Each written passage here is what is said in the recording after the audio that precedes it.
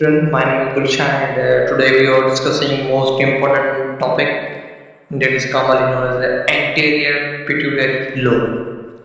तो आज हम जो है सेकंड लेक्चर जो है एमडीकेट का सिलेबस जो है वो उसमें जो पांचवा चैप्टर था उसका दूसरा लेक्चर जो है वो हम डिस्कस करने वाले हैं।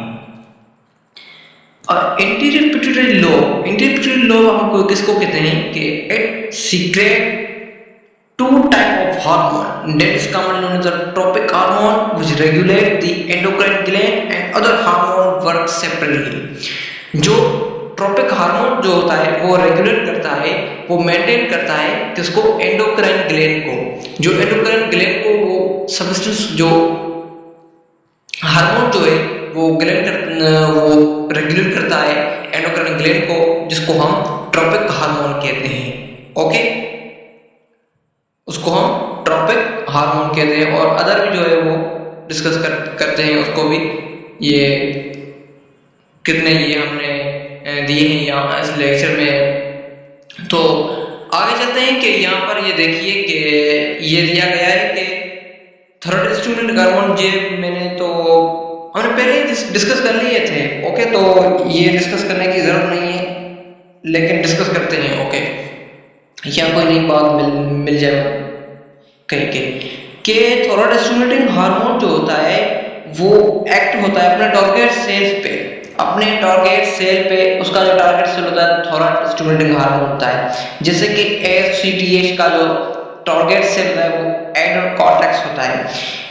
And follicle stimulating hormone and lutein hormone का जो टारगेट सेल होता है वो अलग अलग होता है।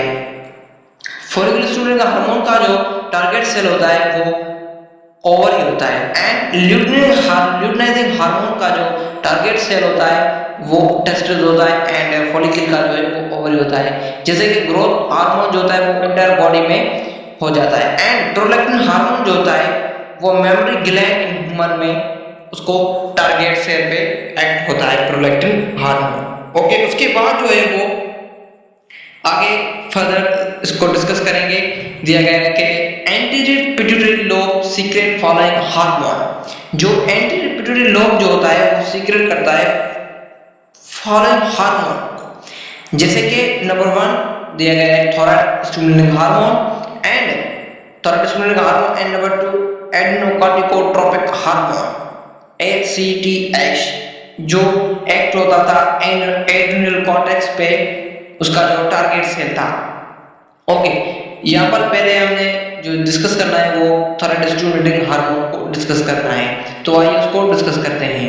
Thyrotropic hormone stimulate the thyroid gland. ये जो थायराइड स्टिमुलेटिंग हार्मोन जो होता है वो थायराइड ग्लैंड को स्टिमुलेट करता है और ये सीक्रेट होता है थायरोक्सिन हार्मोन से। ओके, आपको यहाँ तक बात समझ में आ गई? ओके, उसके बाद एडेनोकार्टिकोट्रोपिक हार्मोन जिसको हम ACTH भी कहते हैं। ओके, उसके बाद जो है वो ये क्या करता है ACTH को स्टिमुलेट एडेनोकॉर्टेक्स एड्रिनल ग्लैंड जो सीक्रेट करता है कॉर्टिसोल को। ये कॉर्टिसोल को सीक्रेट करता है। ओके, उसके बाद जो है वो ये हो गया। उसके बाद जो है वो फॉलिकल स्टिमुलेटिंग हार्मोन क्या होता है, नंबर 3 फॉलिकल स्टिमुलेटिंग हार्मोन जो टारगेट सेल होता है वो टेस्टिस एंड ओवरी होती है। उसके बाद जो है वो ये स्टिमुलेट होता है in the growth immature ovary follicle. ये क्या लिखा हुआ है कि इम्मेच्योर फॉलिकल, ओवरी फॉलिकल पे ये स्टिमुलेट करता है अपनी ग्रोथ के लिए और ये बिकम मैच्योर, ये मैच्योर बन जाता है। उसके बाद mature ovary follicle is known as graafian follicle. ये जो मंथली डिस्चार्ज होती है, ब्लीडिंग होती है, तो उसके बाद ये जो ग्राफिन फॉलिकल बच जाता है एक फॉलिकल, उसको हम ग्राफिन फॉलिकल कहते हैं।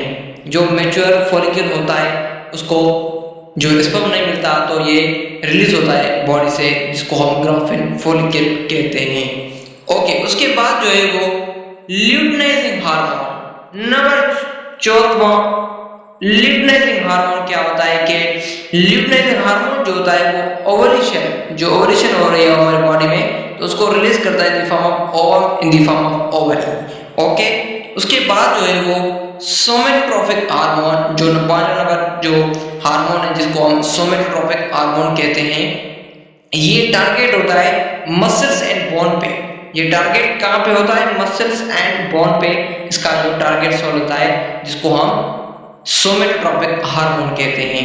ओके, उसके बाद जो है वो this hormone control the growth and tissue. ये हार्मोन क्या करता है? ग्रोथ को एंड टिश्यू को कंट्रोल करता है, मसल्स एंड बोन्स। उसके बाद जो है वो नंबर 6 जो है वो डिस्कस लिया गया है कि प्रोलैक्टिन हार्मोन क्या होता है। प्रोलैक्टिन एंड लिटोट्रोपिक हार्मोन, जिसको हम लिटोट्रोपिक हार्मोन भी कहते हैं। प्रोलैक्टिन को हमको लिटोट्रोपिक हार्मोन भी कहते हैं, या आपको एंट्री पॉइंट ऑफ व्यू से याद करना होगा।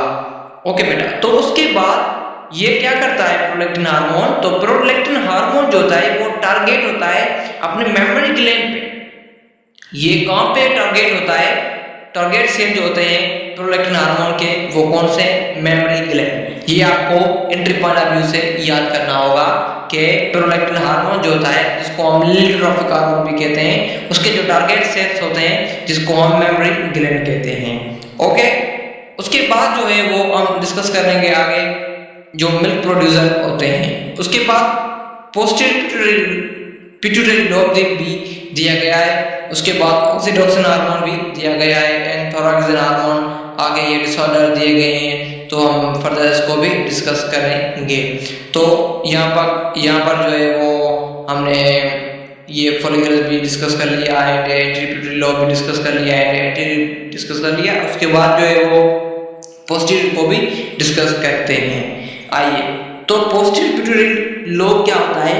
इन द नॉन ग्लैंडुलर, ये क्या होता है? Non glandular and store and release 2 type of hormone, you know very well, hypothalamus जो है वो उसको प्रोड्यूस करता है। Number 1 antidiuretic hormone,